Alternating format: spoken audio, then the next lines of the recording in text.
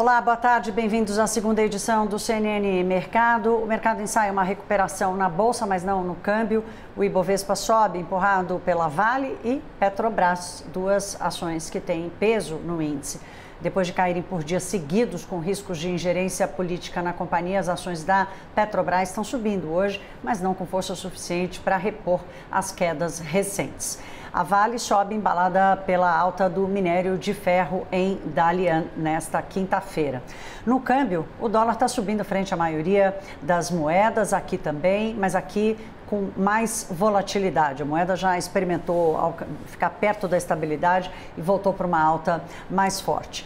O gatilho na correção dos preços do mercado financeiro nessa semana é a mudança da lei das estatais. Foi aprovada a toque de caixa pela Câmara dos Deputados. O projeto que vai permitir a nomeação política em empresas políticas ainda precisa passar pelo Senado, não apareceu ainda na pauta de votação, há uma expectativa para isso.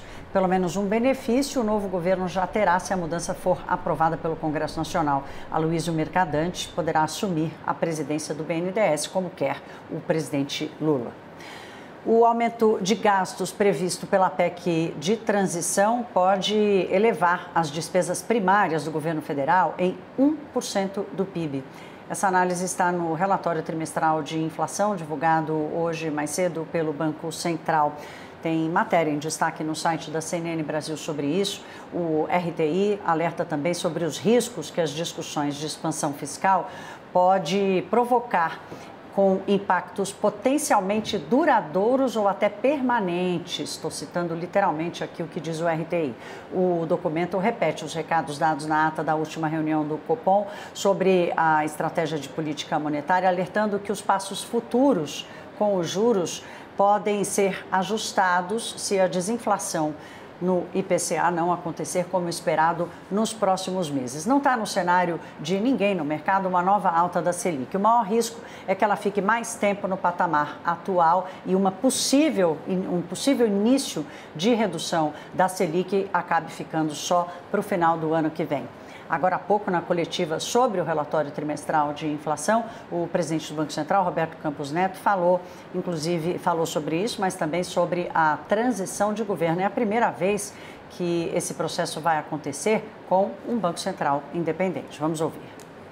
É uma novidade para todo mundo, né? Eu acho até que o ministro Haddad comentou que é a primeira vez que o ministro entra e não indica, né, ou não participa da indicação de um presidente do Banco Central. Também é a primeira vez que um Banco Central entra num governo novo com um presidente que não foi indicado pelo presidente que tomou posse.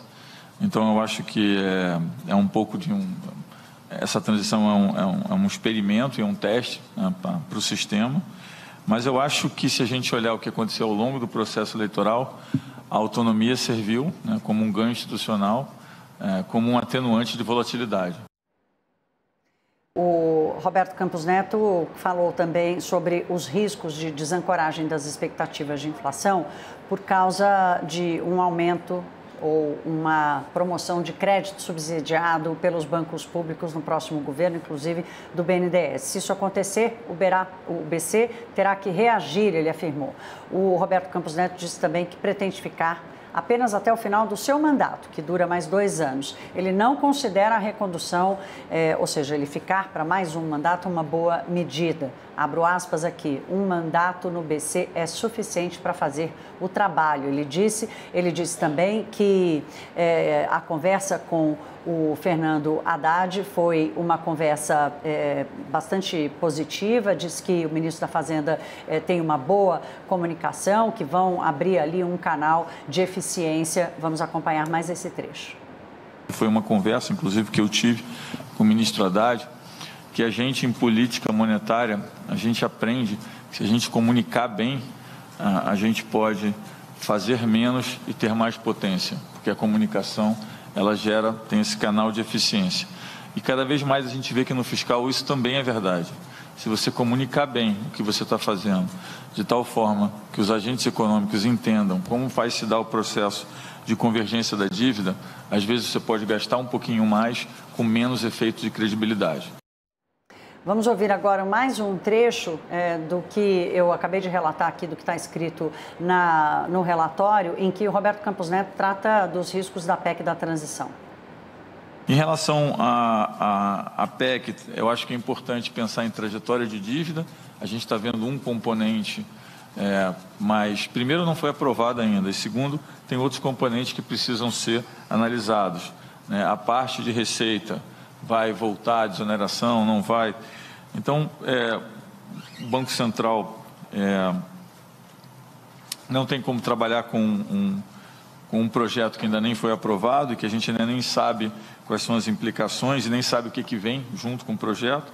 Então, o que a gente faz nas nossas projeções é usar o número do QPC, o que indica 130 bilhões de estouro no teto, acima do teto. E a gente vai usar o que sair do projeto como uma variável, entendendo que não é só a parte de despesa, nós entendemos que virão outras coisas junto com a PEC. Olha, depois da decisão de ontem do FED, hoje foi o dia de o Banco Central do Reino Unido e da zona do euro, o Banco Central Europeu, tomarem a decisão de um aumento de 0,5 ponto percentual da taxa de juros. Ambos fizeram o mesmo movimento de redução do ritmo de elevação das taxas e ambos os bancos centrais avisaram que ainda tem trabalho a ser feito porque a inflação segue muito elevada, muito longe da meta. A Christine Lagarde, que dirige o Banco Central Europeu, disse agora há pouco na entrevista coletiva que há um longo caminho pela frente, a taxa vai ter que continuar subindo e ficar alta por bastante tempo. A inflação na zona do euro segue acima de 10%, assim também como no Reino Unido. O CNN Mercado fica por aqui, daqui a pouco a gente está de volta. Na verdade, Fernando Nakagawa chega e às 2h55 faz as atualizações para vocês. Uma boa tarde.